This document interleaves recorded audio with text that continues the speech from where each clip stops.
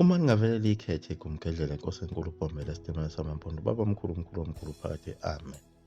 Ungenze njani? Yebo, likhulumile igumgedlela nangawo amantunga lawa. Abantu phela bakwaKhumalo ukuthi nisiphathise kahle, niy'phathise okuy'khali zamantunga ukuthi lesi sisho phela sasisukela kubo ubuchule babantu bakwaKhumalo ukuthi babephiwe. Futhi phela babamba iqhaza elikhulu kuso isizwe sakwaZulu ukusitakula nakulo ulaka lakhe phela uZwide. Kusukela isizwe sakwaZulu sifelwa uye phela uMashobane, okuyena ukufa kwakhe okwabangela ukuthi indodana yakhe eyabona ibulawa ize iyohlangana noShaka ukuze kubulawe isizwe sakwaZwide. Kwaphinde kwaba yiyo inhloli uNoluthu wakwaKhumalo owaphinde naye wazohlangana naye uShaka ukuze kubulawe isizwe sakwaZwide.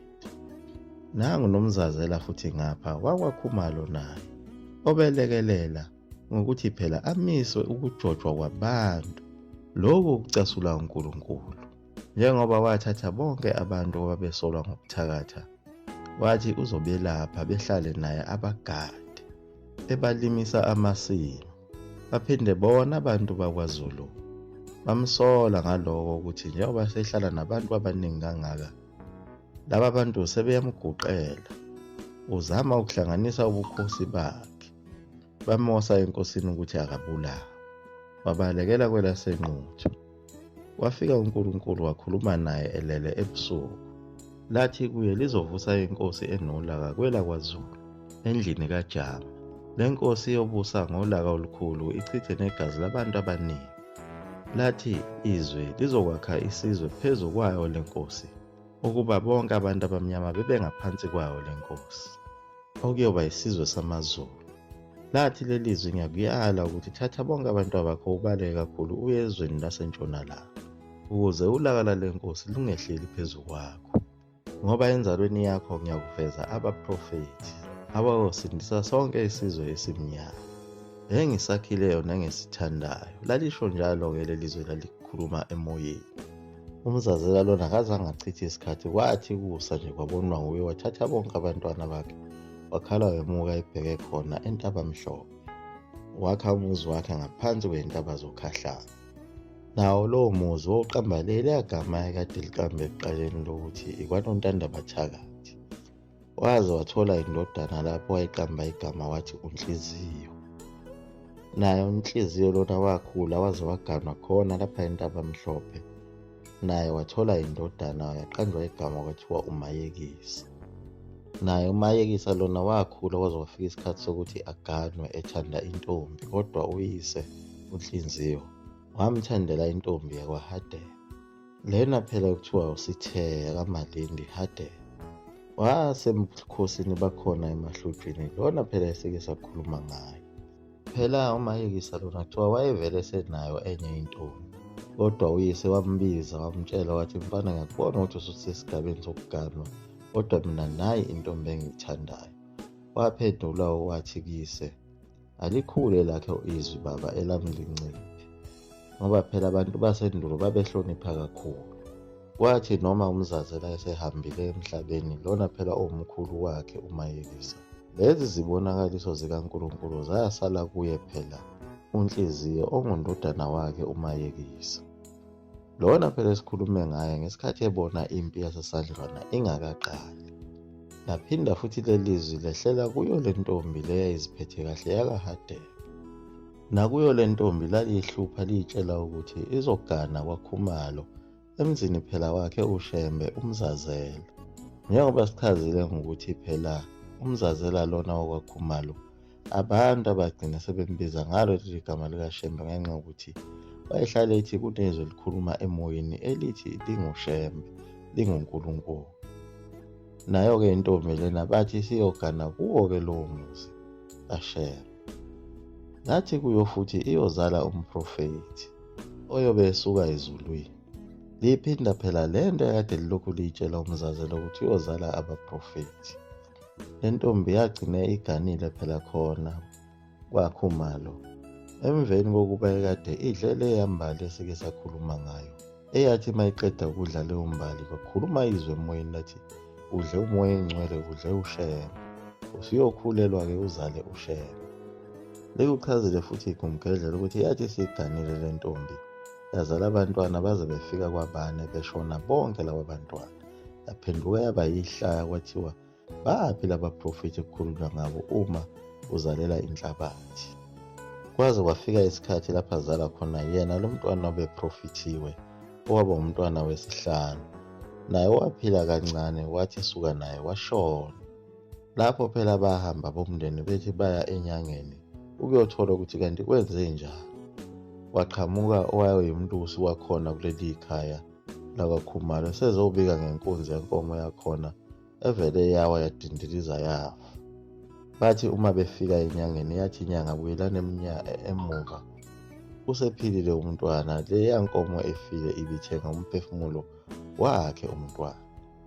Phela ukusho ukuthi nabo abantu bakwaKhumalo babengayiqondi indaba yalo mntwana wayesuka ezulwini ukuthi ifuneka emukelwe kanjani. Ingakho uNkulunkulu wayekhethela ukuthi azihlabele yona le nkunzi yenkomo emhlophe ukuze imukele lo mntwana. Nanguwe naye lo mntwana esekhula, kanti umkhulu wakhe ongunhliziyo usezoprofitha impi yasesandlwana. Basuka intaba mhlophe baphikelela intabazo, lapha afika ashonela khona unhliziyo.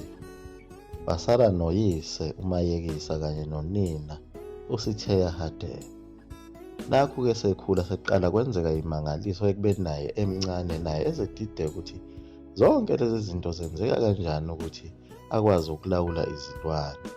Le nkunzi yenkomo wayekeyithatha ibiza igaxe ijoka kalula nje, kanye nalo udumo alithola ngokulawula amahhashi ewafundisa ukuthi bathwala kanjani abantu. Waba umgibeli wamahhashi odumile kuleli zwe lasentabazwe. Bonke abelungu base beshaya ulayini phela beze kulo leli plazi ukuthi bezofundiselwa amahhashi abo. Base beqala abantu bekhuluma besho bethi lo mfana unomuthi othi thi. Yena umntwana lona kaMzazela wayethi akabe untanga yakhe uDiniswa. Ukhula nje lapha eplazini wenza izimanga, nezintombi ziyamfuna kodwa akaqomisi. Ulokhu elalela lelizwe lilokhu limthatha limehlisa limenyusa. Elagcine selimfundise nokuthi kuthandazwa kanjani. Phela wayengekho ngalesi sikhathi umuntu owayazi indaba zokuthandaza. Abanye babeyitshela ukuthi ungenwa ubungomo. Kodwa ngelinye ilanga waya kwelinye iplazi lomakhelwane, kanti intombi yakhona eyayisebenza endlini yayisizwile ngalo mfana. Yasisola ukuthi futhi kungenzeka khona umoya oyingcwele obuye lo mfana. Yasimhlola ngokuthi ithathe iBhayibheli elalishiwe omunye umlungu yalinikeza yena lo mfana wakwaKhumalo. Wathi angalibona washowa uvalo lameqa. Lase liqhamuka futhi lelizwi lathi le ncwadi iyona ozosebenza ngayo. Igama lami liphakathi kuyo le ncwadi. Bangibiza ngokuthi nginguJehova. Njengoba like lachaza iGumgedlela ngalo igama elithi Jehova ukuthi laqanjwa umlungu wayihluleka ukubiza lolu limi lesiHebheru elithi Yahweh. Lichazile futhi iGumgedlela ngalo igama elithi uNkulunkulu ukuthi nalo lachazwa yibo futhi abelungu. Ekususela ekutheni lapho kade babuza khona abantu abamnyama ukuthi ubani omkhulu kakhulu kwinina. Base bethi abantu umkhulu obabamkhulu bethu umdali wezulu nomhlaba. Wase ethi umlungu umkhulu. Laqala lapho-ke leli gama likaNkulunkulu ngokuqanjwa umlungu. Lelo Bhayibheli elatholwa huye phela lo mfana wakwaKhumalo ozalwa yiyo phela le ntombi uSitheya. Ekutholeni kwakhe iBhayibheli leli lapho aqala khona-ke ukuyongenela esontweni lamaweseli elaliseduzane naye. Lapho anikezwe khona umfundisi inkonzo, kanti kuzomoshakala izinto lapho abantu phela sebehlanza amadimoni behlanza onke amadliso. Kwakuqala ngqa ukuthi kube khona into enjengale eyenzakalayo esontweni. Kwamangala naye umlungu uqobo ngoba phela enkolweni yobuKristu lobu azikho izimangaliso kanye nobuprofethi. Ingakho lo mlungu nje waseweseli wagcina ngokuthi amchithe lo mfana amxoshe kuleli sonto. Emxosha ngalo phela iqhinga lokuthi hamba uyoshumayeza abantu balethe kuleli sonto uma sebephendukile. Wagcine ehambe kanjalo kumfo kamayekisa wazibuyelela engomeni ngoba ebonile ukuthi ungathi uyaxoshwa kulela sonto.